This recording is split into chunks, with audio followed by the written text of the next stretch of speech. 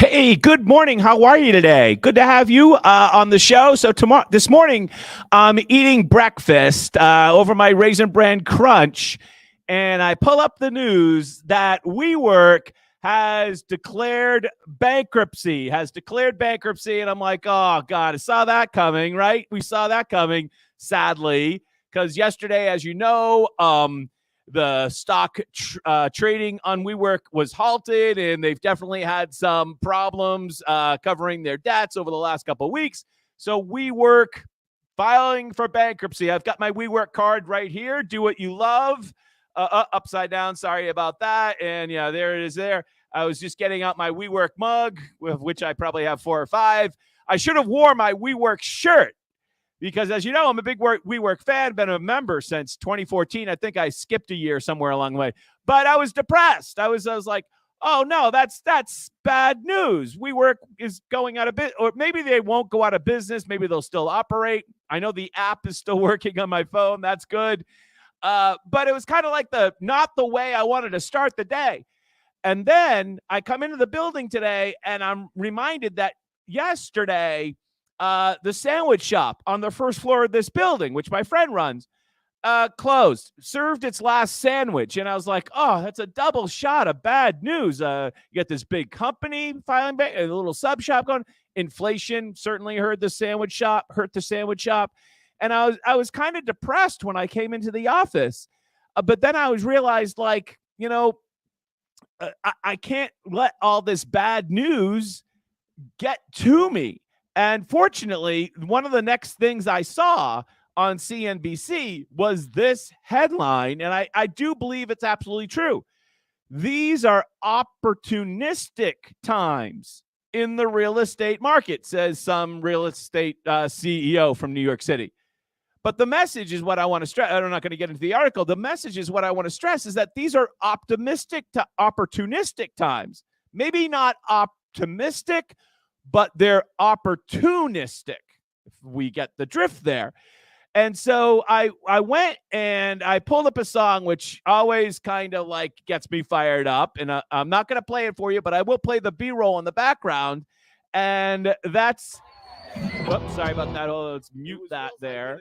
That is the Tim McGraw song, How Bad Do You Want It, right? This is my footage when I went and saw him at Nashville in 2022 with my son, William. And I'm like, how bad do you need it? And I was reminded of the conversation we had with Rob Lord yesterday from Dallas-Fort Worth. By the way, if you have a referral in Texas, why don't you send it to Rob Lord in Dallas-Fort Worth? I'm sure he'd appreciate it. Thank you so much, Rob, for being our first ever call-in guest, and you were awesome. And I remember what he said, like, if you want to go work at a Starbucks or manage a Starbucks, that opportunity is for you. But for many of us, that's not an option. That is not an option to go work at a Starbucks or to work for anybody, right? That's not gonna happen. It's just not doable. It's not gonna happen. It's not gonna happen. I was talking to my aunt the other day, and she's worked for herself for 40 years. Now I'll be working for myself for 10 years come this springtime, but she's been doing it, working for herself exclusively for 40 years. And we were joking because our birthdays are 2 days apart. And we were joking, like, imagine if we actually had to go work for somebody again. We would be the absolute worst employees. And so we were laughing about that. But it's true.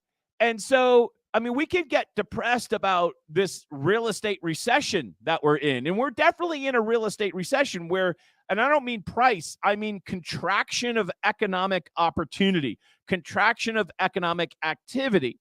We're definitely in that. Ask WeWork, for instance. And we could get all depressed about that. We could feel sorry for ourselves, but that's not productive.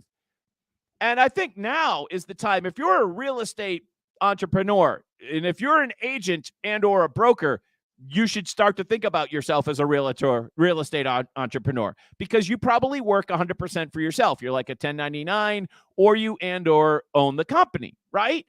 And going to work for Starbucks or some other company, going to work for somebody is not physically an option. Like, you cannot bring yourself to do that. So this is an opportunistic time because there's going to be tons of people that wash themselves out of the real estate business, right? During this time. If we put this on the chart like this, if this is your basic economic cycle, there's a couple of things that are going to happen. Right now, if you believe that real estate is going to go to zero as an economic opportunity, then you should definitely drop out. But it could go back up. The cycle could go back up steeply. We could see a steep return to transactions, or we might see something more like this, kind of like a slow return to transactions, or we might bounce along the bottom for a while before we get an upswing. But the upswing at some point will come. And so now is when you have got to kind of lay down the building blocks of a career. If you just sit down and wait for the upswing to come back, then there's going to be people that move now, that do things now, whether that's create content or start a new business or go out on their own. If you can make it through this kind of lower transaction volume situation, you're going to be in a position to win when the market moves back up and the volume of transactions move back up. I was also kind of depressed about my own business because I know that this month of November, we're not going to do as well as we did in October. October was pretty damn good, and I'm looking at our closings that we have scheduled for November, and I'm like, not as good as it could have been. Not as good as it could have been. Yesterday, I was reminded of an opportunity that is out there. I was looking at this email from 1000 Watt. I love their content. 1000 Watt, by the way, all credit to you. They did a survey of buyers and sellers, and they said, what did you find the most challenging or stressful about the home selling process? 41% of the respondents said it was the negotiation or back and forth with buyers. So they asked sellers. And wow, that's a so-called pain point, right? You can say to sellers now, you now know that theoretically sellers don't like the negotiation. Everyone likes to think they got a good deal, right? Kohl's is genius at that, right? The whole coupon situation, the Kohl's bucks or whatever they call them. Like they get you, like something's marked $70. They give it to you for $50. And I saved $20. No, you spent $50. But everyone likes to think they got a deal, but apparently they don't like to do the actual negotiation. So, wow, that is a soft sell. That's a service that you can kind of take up. You can psychologically take that off people's plate, so to speak, and say, we're going to get you the best deal because we're the expert. You can kind of see how that would be a great way to market yourself. Opportunity. That is an opportunity. In a second, we're going to go through a bunch of really depressing headlines. We're not going to go over all of them. We're not going to go over the stories in depth, but I just want to show you that we are absolutely in a real estate recession. And none of that matters, really, because if you have to work for yourself, if you're one of those people that has to work for yourself, it is what it is. I hate that phrase. I can't believe I just said that, but it is what it is. And all of these companies out here are trying to spin their way out of this, right? That this is the best. They're trying to spin the bad news. They're trying to spin the bad news. Zillow, well positioned to thrive. In other words, we're not thriving now, but we're well positioned to thrive. As revenue plummets, Open Door aims for turnaround in 2024. Yeah, so talk about trying to spin it. Redfin, ready for the revolution. Will verdicts kill the MLS? Notice none of these stories are, hey, this is our 5th year of record profits, right? None of these stories are like that. Including the WeWork bankruptcy. RE/MAX losses soar following payout commission cases. Compass trims losses. Q3 revenue dip. How about this one? Real estate's dysfunctional giant, NAR. And so this is nothing new from Lance Lambert, Resi Club, my favorite new website. But when you go down and look at, I don't know if you've ever seen this. We all know that NAR is a giant lobbying machine. But have you ever noticed or seen this charted like this? All credit to Lance Lambert at Resi Club. The biggest lobbying spenders in 2022, the National Association is way out front, just ahead of the United States Chamber of Commerce, and everyone else is a distant third, fourth, fifth, sixth, seventh. I'm guessing if you added up all of the defense contractors combined, Raytheon, Lockheed, Boeing, all of those, maybe you'd be coming close to what the realtors are spending. But they spent in 2022 $84 million of your money. So that's a huge opportunity actually for me, because there's probably going to be some agents out there that don't want to be realtors anymore. So, hey, you can come join Jack Gately Real Estate, right? Because we don't force you to be a realtor at our agency.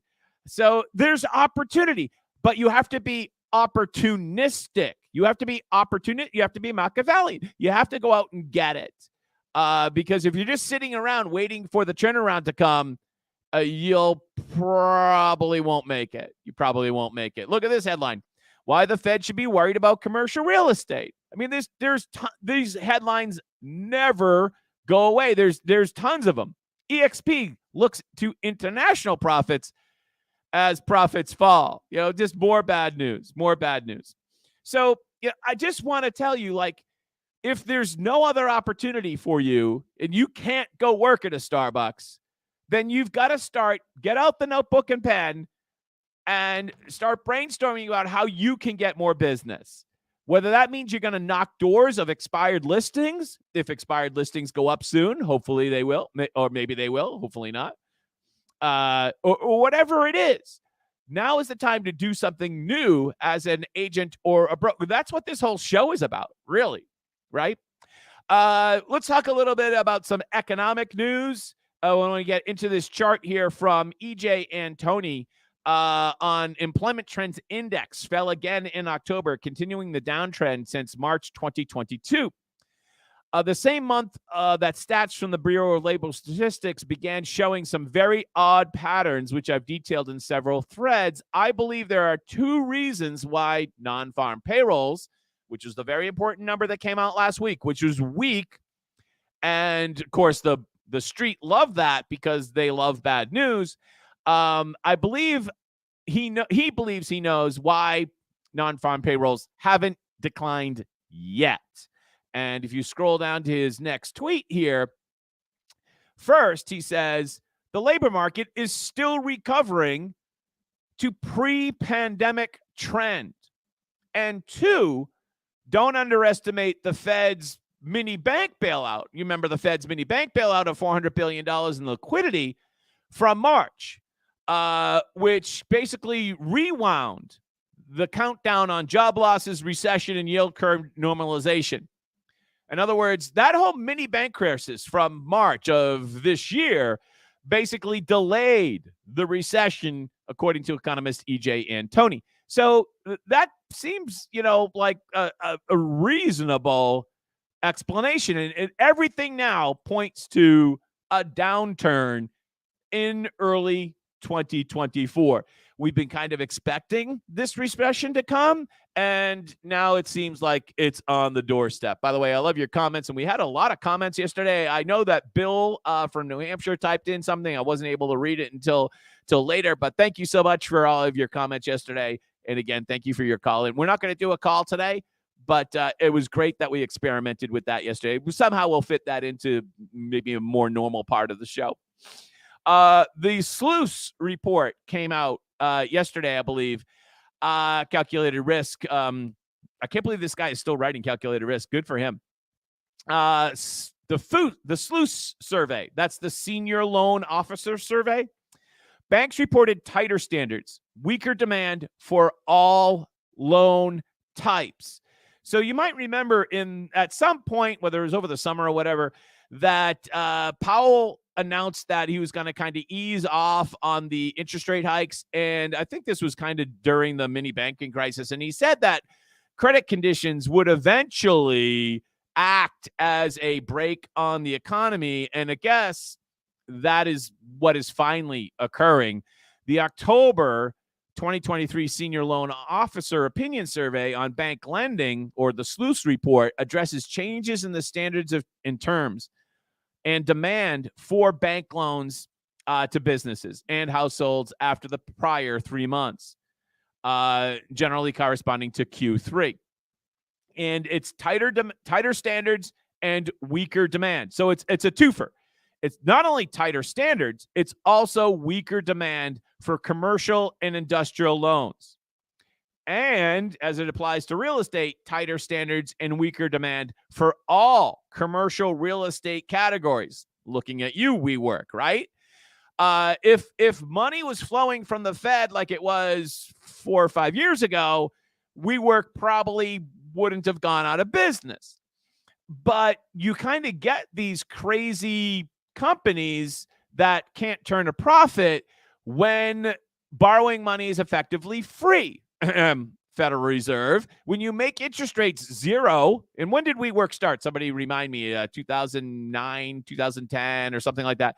When you make money's basically zero, you take the risk out of it, and then you start these kind of crazy companies like WeWork. And not that the core of the WeWork business was wrong, but it's the way they run it. And also all their crazy spinoffs, the school and the hotel and the health club, and like just the extraordinary spending that they had. I told you some of the stories, like the free park. It was a party. And when you have that lack of discipline, because borrowing the money is effectively free, you get malinvestment, which is effectively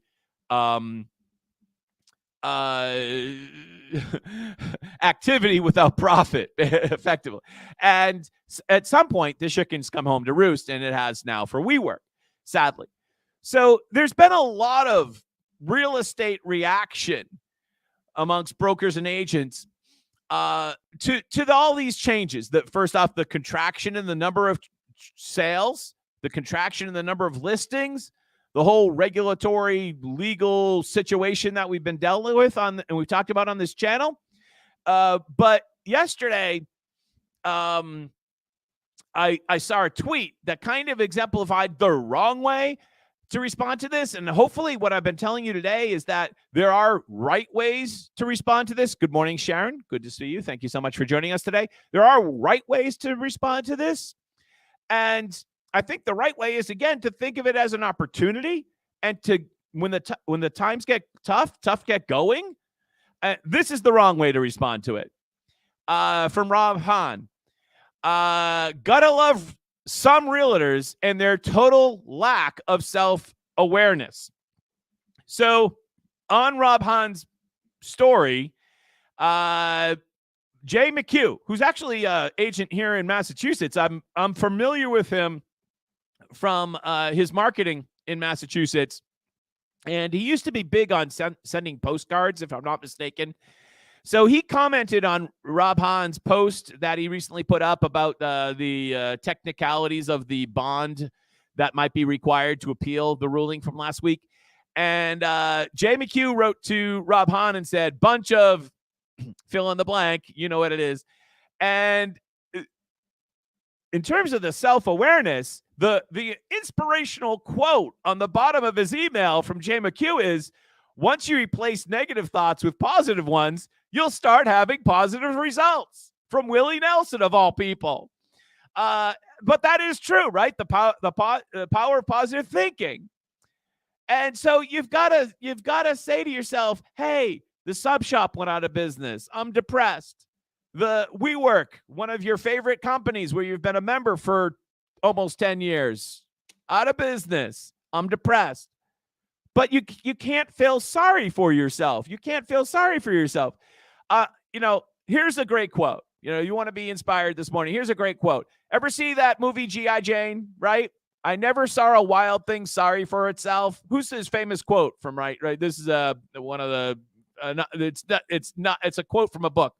A bird will fall frozen dead without ever having felt sorry for itself. You can't feel sorry. You got to go get it. How bad do you want it? Another quote from or another wrong way to handle this also comes from Rob Hahn, from a reader who received an email from his or her training manager. And this email, we're not going to read the whole thing, but basically it says that the National Association was found guilty. And then it says Keller Williams was not found guilty. And then it says Home Services was not found guilty. And it came from a trader at Home Services. And the simple fact of that, this is 2/3 of this email is incorrect, at least 2/3, because Keller Williams and Home Services were, look at Home Services. It says right there, yes, they were found guilty. And Rob tweets out the jury questionnaire with literally the check mark next to yes. So if you're going to respond to this, make sure you're responding to it factually and make sure you're responding to it in a way that puts yourself in a position to win. The Dow this morning is down slightly. 10-year treasuries at 4.6. Mortgage rates did tick up closer to 7.5 yesterday. And money and youth in the U.S., we can skip that. More blah, blah, blah from CNBC. It's been great to be with you today. If I can say anything to you, go make some money. I'm Jack Gately from Jack Gately Real Estate. Have a great day. Talk to you tomorrow at 8:30 a.m. Bye-bye.